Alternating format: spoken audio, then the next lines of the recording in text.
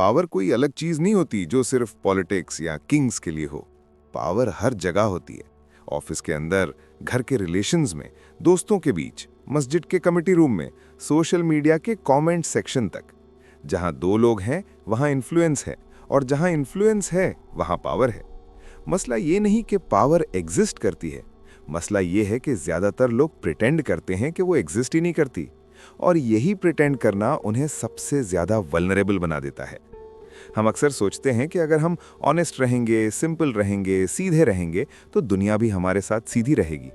ये सोच अच्छी लगती है, क्लीन है, मॉरल है, लेकिन रियलिटी इतनी क्लीन नहीं होती। पावर का गेम इमोशन से नहीं चलता, परसेप्शन से चलता है। और जो लोग पावर के रूल्स समझने से इनकार कर देते हैं वो पावर से बच नहीं जाते, बल्कि पावर उन पर क्वाइटली यूज होने लगती है। रॉबर्ट ग्रीन की book the 48 laws of power को अक्सर लोग गलत समझते हैं। लोग कहते हैं ये मैनिपुलेटर्स की गाइड है, विलन्स का हैंडबुक है। लेकिन अगर आप हिस्ट्री को देखें तो ये बुक विलन्स क्रिएट नहीं करती, ये विलन्स को एक्सपोज करती है। ये बताती है कि सीजर क्यों गिरा, नेपोलियन क्यों ओवर कॉन्फिडेंट हुआ, कोर्टियर्स कैसे सर्वाइव करते थे, और कैसे कुछ लोग सिर्फ इसलिए तबाह हो गए क्योंकि उन्हें समझ ही नहीं आया कि उनके अराउंड क्या चल रहा है।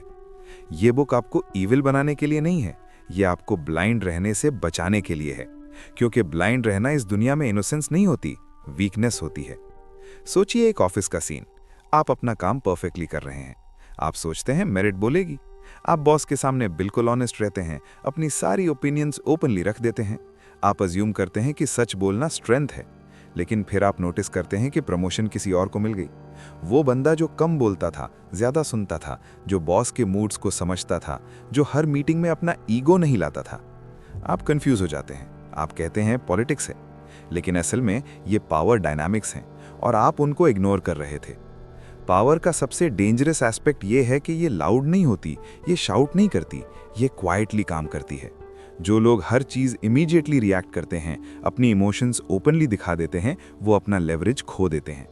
ग्रीन रिपीटेडली हिस्ट्री से ये पॉइंट दिखाता है कि सेल्फ कंट्रोल पावर का फाउंडेशन होता है।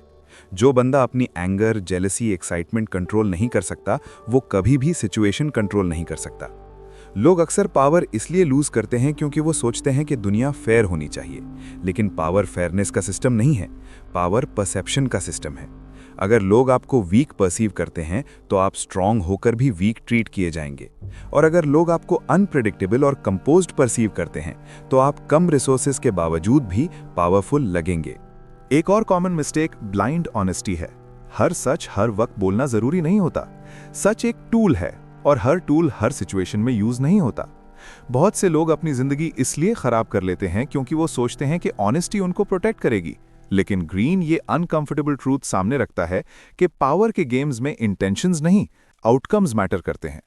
अगर आपका सच बोलना आपको एक्सपोज कर देता है तो वो विजडम नहीं, नाइविटी है।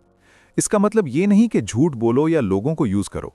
इसका मतलब ये है कि ऑब्जर्व करो, समझो कि सामने वाला क्या चाहता है, समझो कि पावर किसके पास है और क्यों है। हर जगह अपनी ऑथेंटिसिटी प्रूव करना जरूरी नहीं होता, कभी कभी साइलेंस भी स्ट्रैटेजी होता है। हिस्ट्री में देखें, जो लोग ज्यादा बोलते थे, ज्यादा प्रॉमिस करते थे, ज्यादा इमोशनली रिएक्ट करते थे, वो ज्यादा जल्दी गिरते थे, और जो लोग पेशेंटली ऑब्जर्व करते थे, अपनी इमेज को केयरफुली मैनेज करते थे, वो ज्यादा देर तक सर्वाइव करते थे।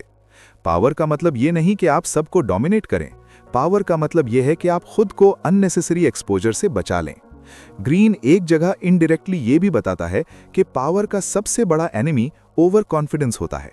जब आप सोचने लगते हैं कि अब आप सेफ हैं, तब आप सबसे ज्यादा डेंजर में होते हैं। जब आप सोच लेते हैं कि सब आपके इंटेंशंस समझते हैं, तब लोग आपके ब्लाइंड स्पॉट्स यूज करते हैं। सोशल सर्कल्स में भी ये गेम चलता है। कौन सेंटर ऑफ अटेंशन है, कौन ओपिनियंस शेप करता है, कौन क्वाइटली अलायंसेस बनाता है। जो बंदा सिर्फ मैं तो सिंपल हूं कहकर साइड हो जाता है, वो गेम से बाहर नहीं होता, वो टारगेट बन जाता है, क्योंकि फिर लोग उसके ऊपर अपने एजेंडाज प्रोजेक्ट कर देते हैं। द 48 लॉज ऑफ पावर असल में एक वार्निंग है। वार्निंग उन लोगों के लिए जो सोचते हैं कि दुनिया सिर्फ इंटेंशन से चलती है। ये बुक कहती है कि अगर आप पावर को समझने से इनकार करते हैं तो कोई और जरूर समझेगा, और फिर वो पावर आपके अगेंस्ट यूज होगी, चाहे आप कितने ही अच्छे क्यों ना हो। सबसे पावरफुल चीज जो आप सीख सकते हैं वो ये है कि हर बैटल लड़ना जरूरी नहीं होता, हर इंसल्ट का जवाब नहीं होता, हर सच का इजहार नहीं होता। कभी कभी सरवाइव करना ही जीतना होता है, और सरवाइव करने के लिए आपको दुनिया को वैसे ही देखना होता है जैसे वो है, ना कि वैसे जैसे आप चाहते हैं कि वो हो। ये नॉलेज डार्क लग सकती है, ठंडी लग सकती है, लेकिन इग्नोरेंस इससे ज्यादा डार्क होती है, क्योंकि इग्नोरेंस आपको बिना बताए एक्सपोज कर देती है।